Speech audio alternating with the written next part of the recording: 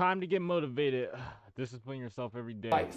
It's a very hard question to answer. You're going to have to put some effort into your life. Set up some aims for yourself, goals that you actually value. You need to be motivated to do that. If you're extroverted, you want friends. If you're agreeable, you want an intimate relationship. If you're disagreeable, you want to win competitions. If you're open, you want to engage in creative activity. If you're high in neuroticism, you want security. So now you've got your thing to aim at. Think, well, I'm motivated because I got my thing to aim at. Yeah. It's like you're not as motivated as you could be because you don't yet have your thing to run away from. Because if you really want to be motivated, you want to be going somewhere and you want to be not going somewhere else. You got to aim at something, otherwise your life is meaningless. Well, what should you aim at? Well, pick something, aim at it. As you move toward it, you'll get wiser. Then maybe your aim will change. That's okay, but at least it'll change in an informed way. Discipline yourself in one dimension. See what happens. In some sense, life is a game. The analogy is a gamble too. In life, like in sports, you're setting forth an aim and then arranging your perceptions and your actions in pursuit of that. And that you also generally do it while cooperating and competing with other people. Right. So that's also the game-like element as well. Okay, so once you get your goal structure set up, you think, okay, if I could have this life, looks like that might be worth living, despite the fact that it's going to be anxiety-provoking and threatening, and there's going to be some suffering and loss involved and all of that. The goal is to have a vision for your life such that, all things considered, that justifies your effort. Put yourself in the right frame of mind. Treat yourself like you're someone responsible for helping. You're someone that you are responsible for helping. So what that means is you have to start from the presupposition that despite all your flaws and insufficiencies, that it's worth having you around and that it would be okay if things were better for you. It's like if you want to have everything you could possibly want and more, then be a good person. The better a person you are, the more likely that is to happen. That doesn't mean that you're completely protected against getting cut off at the knees, but there's no better strategy. Talk to me. Then what do? Well, then you turn down to the micro routines. It's like, okay, well, this is what I'm aiming for. How does that instantiate itself day to day, week to week, month to month? And that's where something like a schedule can be unbelievably useful. Google Calendar. It's like, make a damn schedule and stick to it. Okay, so what's the rule with the schedule? It's not a bloody prison. That's the first thing that people do wrong. They say, well, I don't like to follow a schedule. It's like, well, what kind of schedule are you setting up? Well, I have to do this, then I have to do this, then I have to do this, and then I just go play video games, because who wants to do all these things that I have to do? It's like, wrong. Whoa. Set the damn schedule up so that you have the day you want. That's the trick. It's like, okay, I've got tomorrow. If I was going to set it up so it was the best possible day I could have, practically speaking, what would it look like? Well, then you schedule that, and obviously there's a bit of responsibility that's going to go along with that, because if you have any sense, one of the things that you're going to insist upon is that at the end of the day, you're not in worse shape than you were than at the beginning of the day, right? Because that's a stupid day.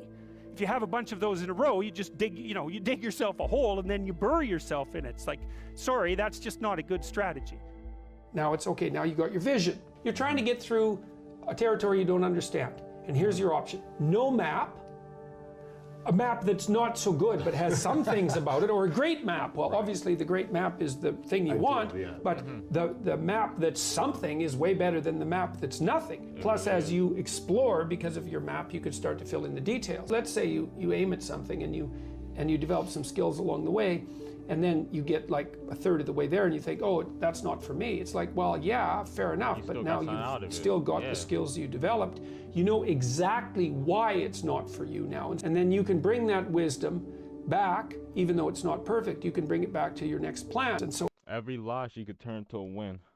It shouldn't even be a loss in the first place. It's a lesson. Remember that. As you plan, you get better at planning, which is the crucial thing. So then we say to people, well, take your positive vision and make it into 8 stateable goals, right?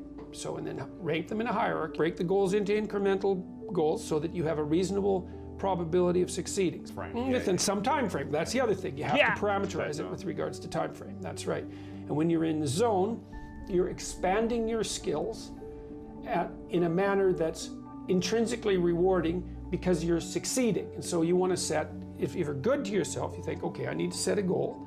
But now what happens if you're doing your goals, you're not succeeding? Then what?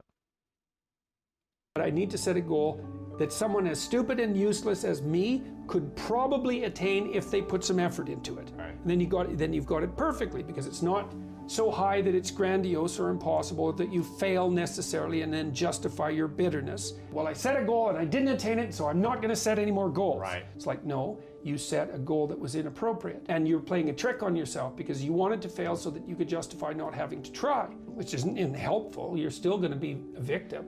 It's like, there's no way out of that, man. So, because life is a challenge that in some sense can't be surmounted. So there's no way out of your problem. But there are certainly proper ways of dealing with it. And then the next thing is, okay, you need a rationale for them, because you're going to have doubts and people are going to put up obstacles. Why would it be good for you? Okay.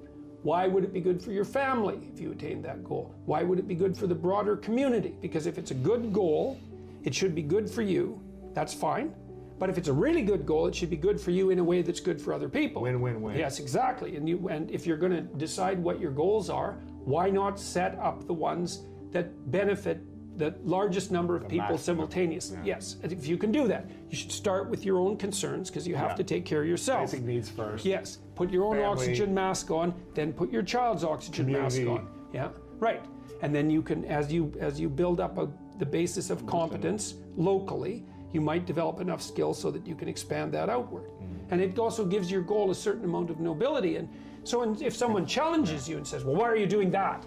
That seems stupid. You could say, I'm doing that because it helps me take care of myself, but it benefits my family, and here's the reasons why, and this is the repercussions out into the broader community. People who are putting up objections and doubts aren't armed to deal with that kind of response. Yeah. And then when you have those doubts in your mind that plague you, you say, why am I doing this? Oh yeah, it's because, well, I have to take care of myself, because otherwise I'm pathetic and useless and bitter and cruel, and then I'm going somewhere terrible, so that's a bad idea, and here's how it would help my family, and here's how it would help the community, and that's good enough set of reasons for it, unless I can think of better ones. Right. If without better ones, that's good enough. When the unknown emerges, you tend to experience anxiety.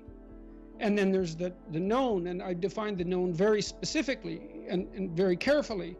The known is the place you are when what you're doing produces the results you want.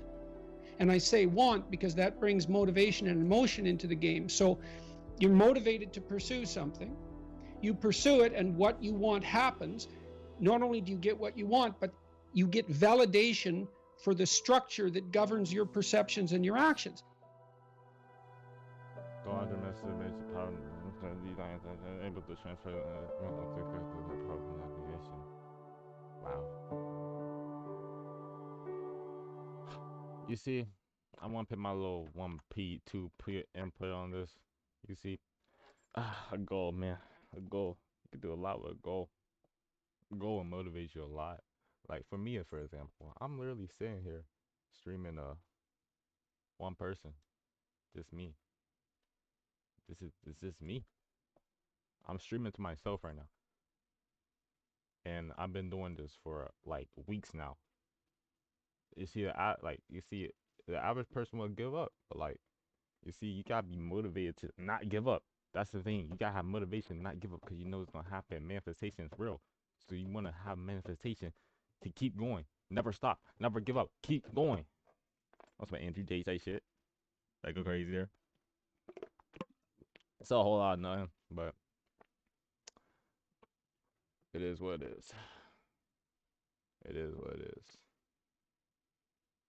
You see, I'll be doing this shit on my free time, so why not try and make money on it? I mean, I'm not making no money. I'm not even partnering. Why not actually put something useful into it so I could look. So it may benefit me in the future. That's what I'm actually trying to say. I'm all over the place. But yeah, that's it.